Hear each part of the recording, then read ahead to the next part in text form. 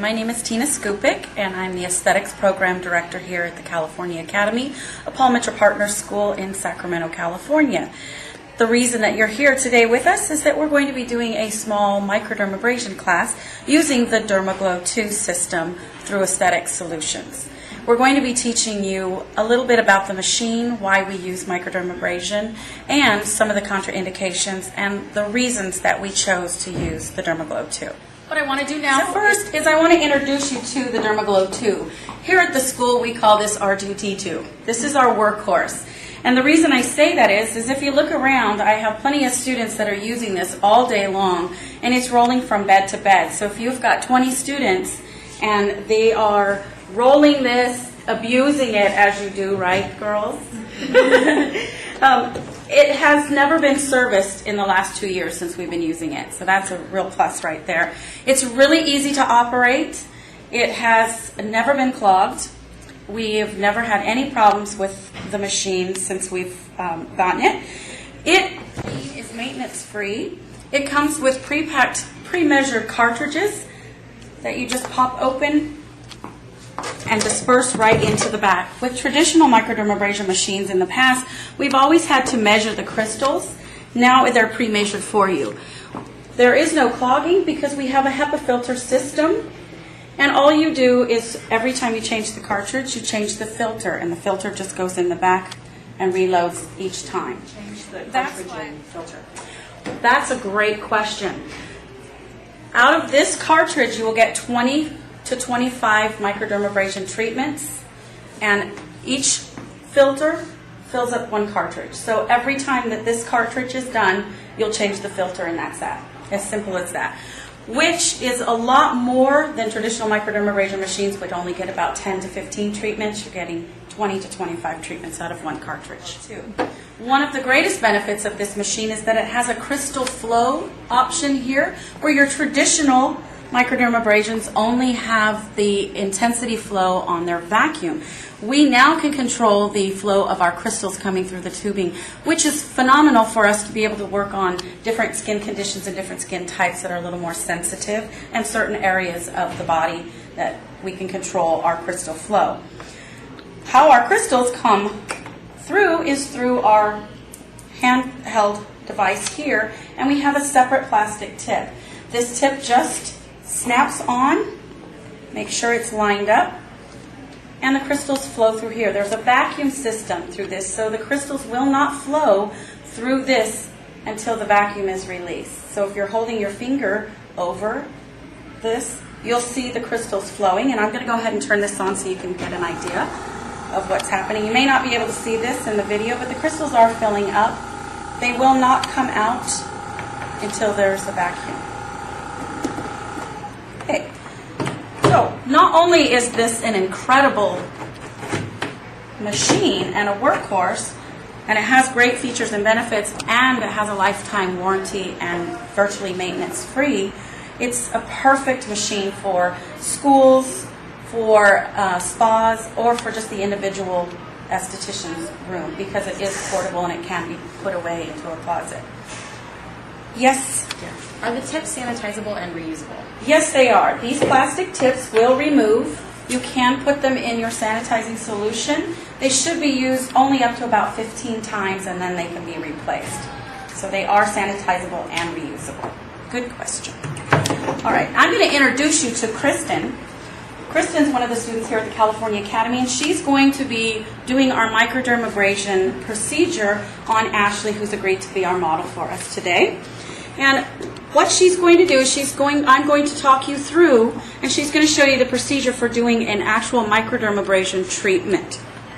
So what she's going to do now is she's going to start by analyzing the skin, and then she's going to go straight into the cleansing. With the Dermaglow system, we have an actual Dermaglow product line that goes along with this that is specially formulated to work with our Dermaglow system. Kristen will be using those products today, and she's going to go ahead and start with cleansing with our step number 1, and she's just going to do a nice, gentle cleansing.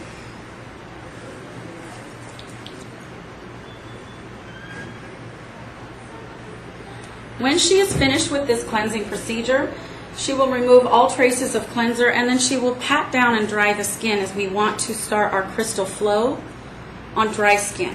We don't want the crystals to coagulate and be stuck on the surface of the skin, so you need to make sure that the skin is dry and ready for your crystal flow. So what she's doing is just removing all traces of makeup, dirt, oil, and debris.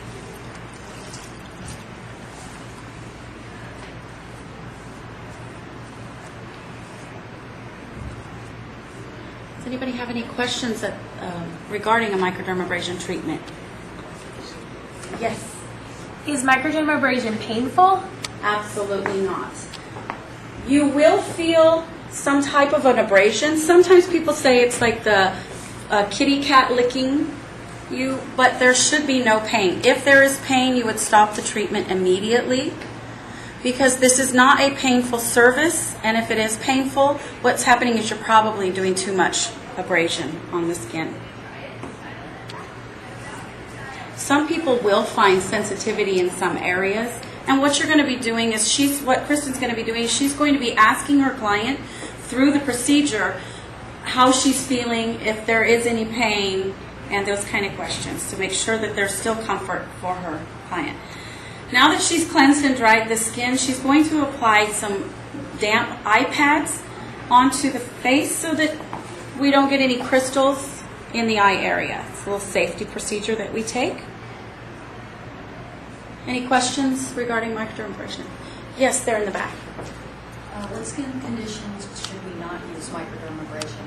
That's fabulous. Microdermabrasion can be used on most skin types and most conditions, except for exasperated skin, rosacea, or open acne lesions. So if there's wet acne and there's open lesions, what we would be doing is actually exasperating that and spreading the bacteria around the face. So a lot of times you'd want to consult with the doctor, somebody's doctor, if they had some kind of lesions or viral infection we wouldn't want to work on. But most skin types, sun damaged, aging, acne that's not wet acne, and some superficial scarring, but you would not want to work on keloids, because keloid scarring would just then get worse. That's a great question, thank you. All right, Kristen is ready now to go ahead and start doing her microdermabrasion treatment. She's going to go ahead and turn the machine on and check. It's very quiet. You probably didn't even hear that turn on. So she's going to check to see what her vacuum is and if her crystals are flowing. We usually like to start our intensity out at a 4, and then we'll move up as we go, and our crystal flow at an automatic. She will be asking questions of her client to see if there's any irritation or how she's feeling through this. She's going to start on the forehead, and we have a system that we use where we're going across the forehead and down. So we're going to go twice over the face, and she's going to use a systematic way of doing things. We have that in our manual, and that will come to you when you get your training manual. So Chris is going to go ahead and start right on the forehead. She's going to hold the skin taut, because if the skin is loose, what will happen is that the vacuum will suck up the loose skin, and we can have what we call little bruising, or we like to call it little hickeys here in school. And we don't want to see that on the skin. So she is going back and forth, over, and then across. So she is making a grid. That way she makes sure that she's covering every inch of the skin. The slower that we go with our hand movements, the more abrasion that we're going to get. When Kristen gets around to thicker, heavier areas of the skin, she can go ahead and turn the intensity up, or the crystal flow up. She will turn that down around the eye area where the skin is thinner, and on the neck. So as you see, it's not a lot of hard work. It's actually a really easy process. You're beginning to see the skin start to redden, and that's normal. But she's going to watch and control her flow. On her last step now. Perfect. So what I've done is I've unplugged the clear tubing here, which is the crystal flow. And Kristen is now going to go ahead and just vacuum up the excess crystals that are left on the skin. with just the vacuum and no crystal flow.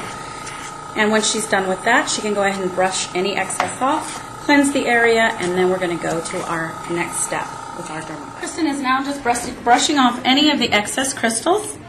She's going to go ahead and cleanse again to make sure that she's removed all of the crystal residue, and then we'll be going on to our next step. Kristen is now making sure that all the crystal residue is off from her cleansing, and then she's going to apply our Dermaglow step number 2. And with the step number 2 is an antioxidant shield, and it's a botanical-based product with antioxidants that help to control the redness and the irritation after a microdermabrasion. It's an oil-free gel. It's very cooling and soothing, and she's just going to apply that and let it absorb into the How often skin. can you do microdermabrasion? That's a great question. That really depends on the condition of the skin and the skin type. With Ashley here, she just has a little bit of breakout, so we have her doing a series of every 4 weeks. She comes in once a week. You can do a series up to every 4 to 6 weeks, or if there is acne, scarring, or hyperpigmentation, you might want to go up to 12 treatments, 1 per week. Last step of her microdermabrasion treatment is the antioxidant shield, which is our sunblock, which is a zinc oxide. This has antioxidants, soothing properties also, and a PAVA-free sunscreen. As with any microdermabrasion treatment or light chemical peel or exfoliation, you want to make sure that your client always leaves with a sunscreen on their skin, as their skin will be a little more sensitive to the sun. So Kristen's going to apply this all over. It will absorb and protect. As you can see, this was a very simple procedure. It took about 15 minutes to actually do the entire procedure here, and you see how easy it was to use the Dermaglow 2 system.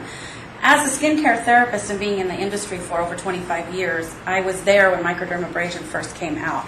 I've used 3 or 4 different microdermabrasion machines, and this by far is the best that I've ever been able to use. That's one of the reasons that we use it here in the school, and the students are offered this service in the school also because of such a fabulous machine, and the fact that it doesn't clog, the fact that it is low maintenance, and it does have a lifetime warranty.